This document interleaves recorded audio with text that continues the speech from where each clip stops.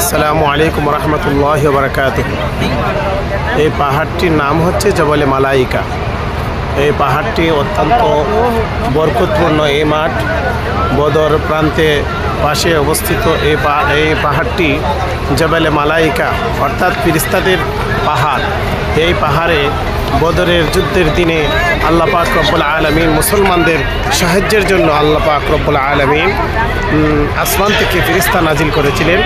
ফেরেশতারা এই পাহাড়েই অবতীর্ণ হয়েছিলেন মুসলমানদের সাহায্যের জন্য। মুসলমানদের মুসলমানদের সংখ্যা ছিলেন 313 জন, আর কাফেরদের সংখ্যা ছিল 1000। তারা ছিল অস্ত্রশস্ত্র সজ্জিত। রাসূলুল্লাহ সাল্লাল্লাহু আলাইহি ওয়াসাল্লাম মসজিদে আরিশে অর্থাৎ বদর প্রান্তের পাশেই একটি উঁচু স্থান, যেখানে তাঁবু স্থাপন করে মুসলমানদের জন্য বিজয়ের জন্য দোয়া করেছিলেন।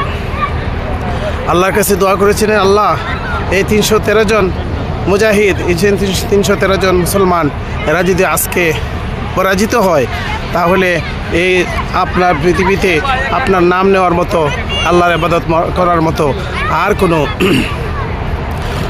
আল্লাহর ইবাদতকারী কেউ থাকবে না। আল্লাহ পাক রব্বুল আলামিন রাসূলুল্লাহ সাল্লাল্লাহু আলাইহি ওয়াসাল্লামের দোয়াকে কবুল করেছিলেন।